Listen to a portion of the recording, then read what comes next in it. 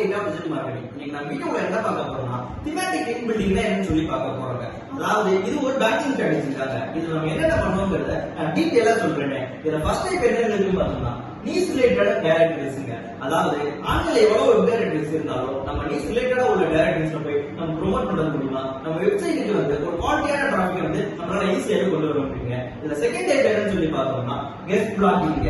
அதாவது medium, live journal, ஆஸ்ட்ரோட் இந்த மாதிரி எவ்வளவு பிளாகிங் சைட் இருந்தாலும் நம்ம நீஸ் ரிலேட்டடா எந்த மாதிரியான பிளாகிங் சைட் இருக்குங்கிறத ஃபைண்ட் பண்ணி அங்க போய் நம்ம பிளாக் வந்து பப்ளிஷ் பண்றது மூலியமா நம்மளோட வெப்சைட் அத்தாரிட்டியும் ஐடியா கொண்டு போக முடியும். அது மட்டும் இல்லாம ஒரு குவாலிட்டியான டிராஃபிக் நம்ம வெப்சைட் ஈஸியாக கொண்டு வர முடியுங்க.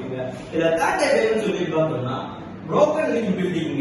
அதாவது நம்மளோட காம்படிட்டர்ஸ் அனலைஸ் பண்றதோ இல்ல நம்மளே நம்ம வெப்சைட் அனலைஸ் பண்ணியோ நம்மளோட பேக்கிங் ஸ்ட்ராட்டஜி எப்படி இருக்கு, நம்ம காம்படிட்டர்ஸ் எந்த மாதிரியான பேக்கிங்ஸ் போட்டுருக்காங்க, அது எது இன்னும் லைவ்ல இருக்கு, எது broken ஆயிருக்குங்கிறத ஃபைண்ட் பண்ணி அந்த மாதிரி broken ஆன லிங்க்ஸ்க்குள்ள ரிப்ளேஸ்மெண்டா நம்மளோட வெப்சைட்ல போய் அந்த இன்டகிரேட் பண்ணி நம்ம ஒரு ப்ரொமோஷன் பண்ண முடியுங்க. இதைத்தான் நம்ம broken link ஸ்ட்ராட்டஜின்னு சொல்லி பார்ப்போங்க. இது மூணு தான் நம்ம மெயினா thematic link building ஸ்ட்ராட்டஜில பண்றதுங்க.